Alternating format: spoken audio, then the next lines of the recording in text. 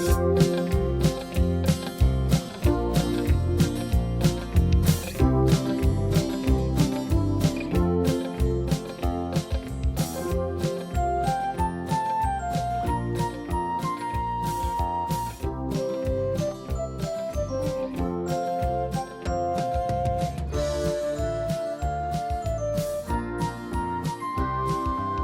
few of them have labels, and those will have some names, but there are very few that have paper labels. What they do have is on top, they have either an embossed number, and they're like mostly 4-digit numbers, an embossed number, or it'll be hand painted on top. And that number associates with a name in a logbook. And in the logbook, it'll have the number, the name, and the death date, which is then perfect for knowing exactly who you have and getting their death certificate. And, and then, so I go to the state archives to get the death certificates, and then I just take it from there. But each one of those cans is perfectly labeled, and had the log not been in the shed that held all these cans, nobody would have ever known, because they would have been a can with a number on top, nothing else. And so it's just so fortunate. They're just like a small coffee can, actually. And truth be told, I don't think they're big enough to hold human cremains. In fact, my husband just handed me this. This is what one looks like. Right, and back in the day, when it wasn't really a crematorium, it was an incinerator. And they used it to incinerate garbage, so it really wasn't designed to be a crematorium. And we've had a couple people have the ashes sent to me because they've lived out of the country or out of the state, and they want the ashes dealt with in the state. So I've acted as their go-between, and that's how I ended up with this. But then we've opened them, and they're pretty chunky, pretty, nowadays in cremated remains, they're pretty powdery, but in these, you get some pretty long pieces of bone. Kind of a standalone shed that was just hanging out there. And about 10, 15 years ago, the president of the Senate was going on a tour, and he said, "What's in that shed?" And they said, "Well, we don't know." And he says, "I want to know." And they said, "Well, we don't have the key." And he says, "Well, I'll wait." He did, and they opened it, and everybody was stunned. There are all these cans and a logbook.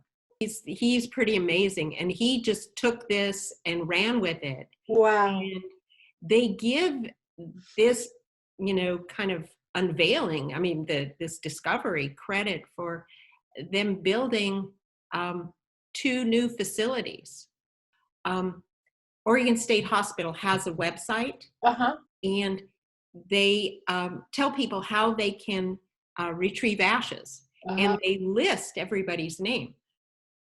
In fact, that was part of what Peter Courtney did, is he had 2 laws passed that allowed them to post the names and the death dates online, because it would have fallen under HIPAA, and that wouldn't have been legal.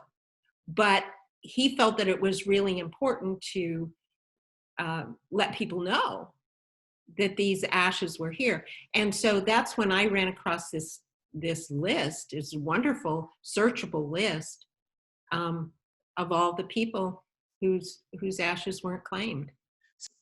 Originally, there was something around 3,600, 3,500. I think probably close to 700 something have gone back.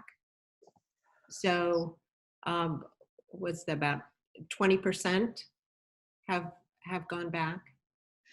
The death certificates are they vary a great deal. I mean, some are loaded with information. It has spouse's name, parent's name, you know, cause of death, birth date, birthplace, I mean, the works. And that really is a great springboard to getting on ancestry.com and newspapers.com and all of those places. Others are really skimpy. And back in the day, sometimes they didn't know the person's name exactly or how it was spelled. And so sometimes you have to kind of work through this fog of, you know, well, how did he really spell his name? Or was he really born in Ohio, or was that Iowa? And so even though you have all this data in the death certificate, you've got to even take that with a grain of salt as, you know, you proceed. And then Ancestry is my number one go-to, and then newspapers.com, and there's several other. The Oregonian has a great searchable site, and there are just a lot of really good searchable sites that that I use, and then I gather bits and pieces all over the place, and I turn it into a narrative every time I find a little piece, you know, whether it's a middle initial or whatever, I add it to the narrative, and it builds and builds.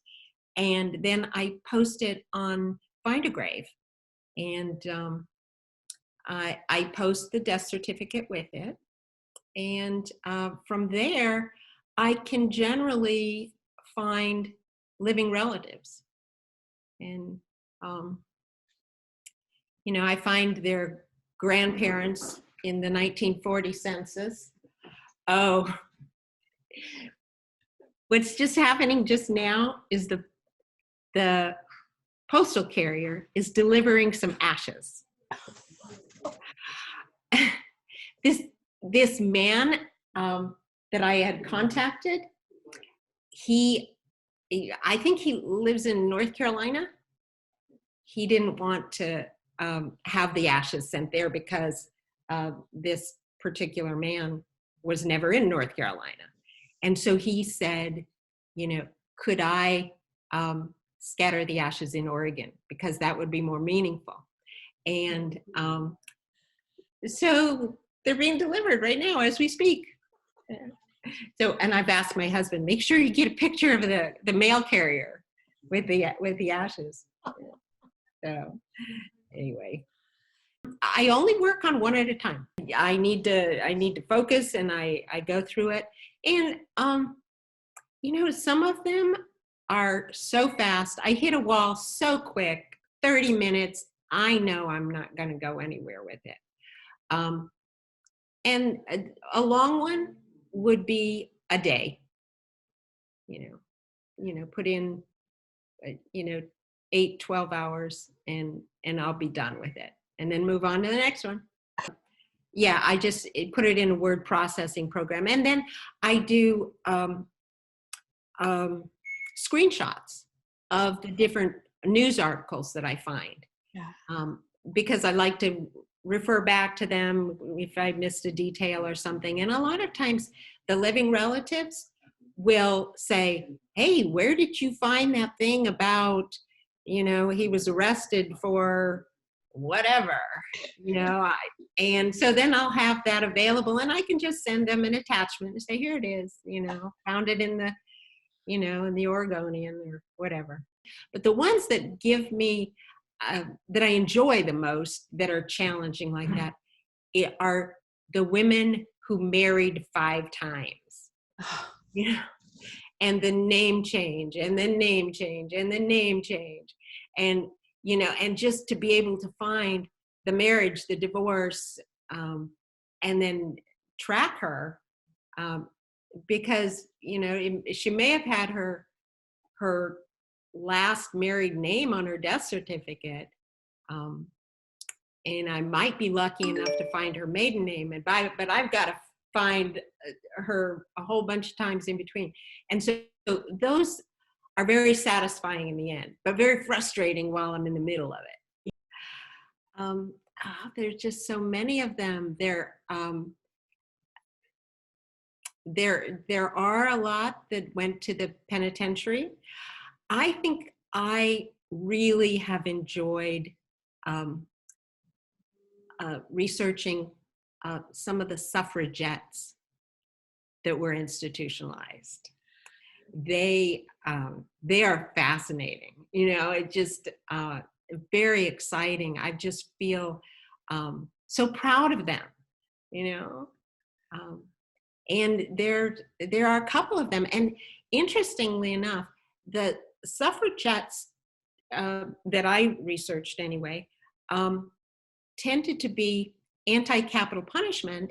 And so they made the news as suffragettes, as businesswomen, and as kind of activists against capital punishment. And some of the men who they tried to have not pardoned, but have lesser sentences are actually in these camps with them.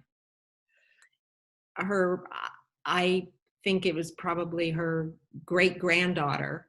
She knew nothing about her great-grandmother. And she said her banner on Facebook was Superwoman. And that was exactly how I felt about this suffragette. And so I contacted her, and this woman wrote back to me, and she said, my daughter is so amazing and so active and so opinionated and out there. And she says, this explains everything. She had no clue, and yet she sees those traits in herself and in her daughter. And that was just really heartwarming, goosebumpy. Share about mental health issues that they're struggling with. And then they say, I get it. I get where this came from. My grandfather, nobody ever talked about my grandfather. Nobody. And then they may say my mother or my father was abusive, and now I understand why. I understand my life because now I understand their life. Sometimes, it's because of the name, there were a zillion Ole Olsons in Astoria, that came from Sweden, and they were single men, and they didn't have family here, and they may have only been in the country for 15 minutes before they were institutionalized, and you wonder, is it a language issue? And it's so hard to research when the name doesn't stand out, or if there isn't something that you can kind of get some purchase on as you're researching. Even though I have found a John Smith, the family for a John Smith, so it's not all. He had two middle initials. That's what did it for me, and he used them all the time, even when he was a little kid. He used his two middle initials. I've gone through all of them except for 2 years. 1970 and 1971, those death certificates aren't available yet. They come available after 50 years. So I'll be able to get the 1970 deaths in January, and I'll finish those up. So there aren't that many in those 2 years, probably about 35.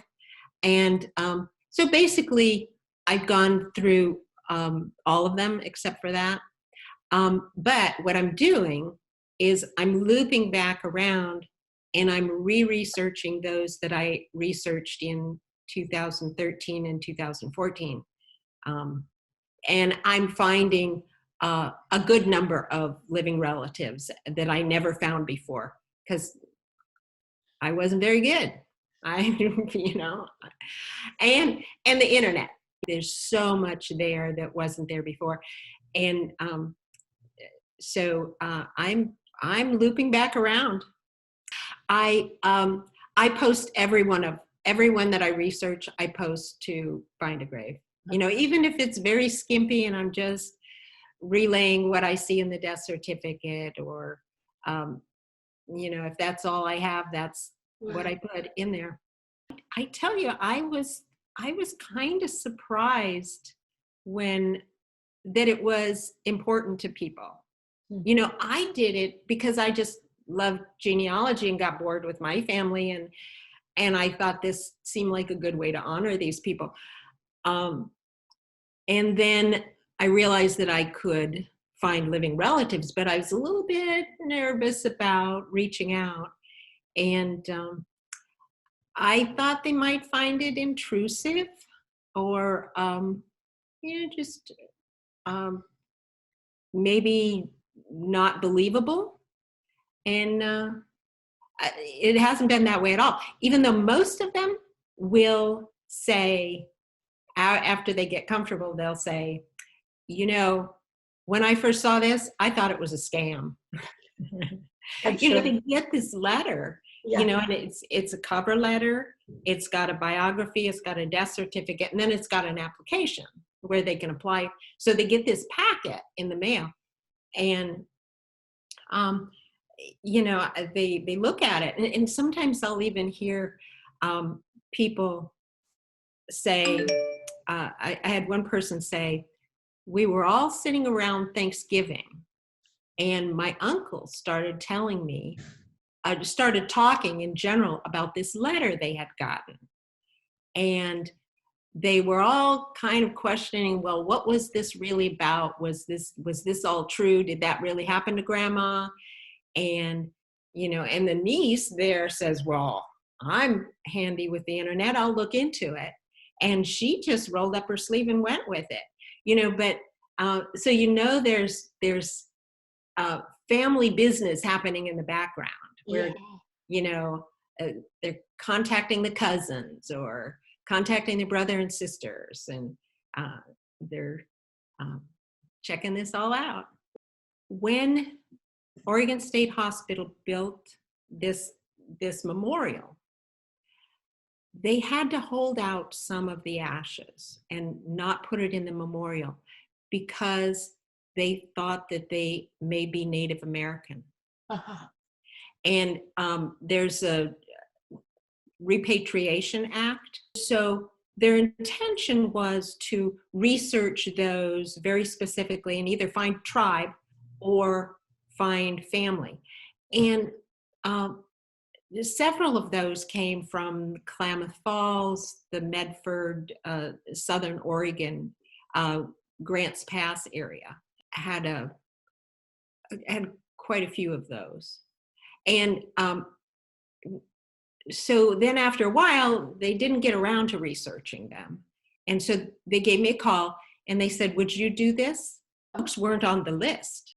So they weren't people that I knew anything about, but they gave me the list, and I started researching them and was able, about half of them, to identify either tribe or living relatives. And quite a few from Klamath tribe and around Medford and so forth. And researching Native Americans it's hard on one hand, and there are certain things that make it very easy. I mean, so it's this combination, because Native Americans were required, if they identified with a tribe, they would have to fill out a census every single year. So not every 10 years like everybody else. So that in that way, it was easier to track. And on the other hand, a lot of folks who were Native American didn't identify as Native American. And so that could kind of get lost. I truly believe that no institution is able to find everybody they're looking for, the family members. So I think any institution is going to accumulate these ashes. So I truly believe that every single funeral home in America has urns sitting around they don't know what to do with. Now, at Oregon State Hospital, what's been done after 71, I don't know. And there were people who, these ashes go from, the deaths were 1914 to 1971. So there are also deaths that occurred before 1914. So that's a big question mark too. And those that happened after. One thing, there are certain institutions, like in mental institutions in Washington, that may have a mass grave or dump the ashes into Puget Sound. And so they all handle it very differently. I am just in awe that Oregon State Hospital did what they did with these ashes. I thought that was wonderful.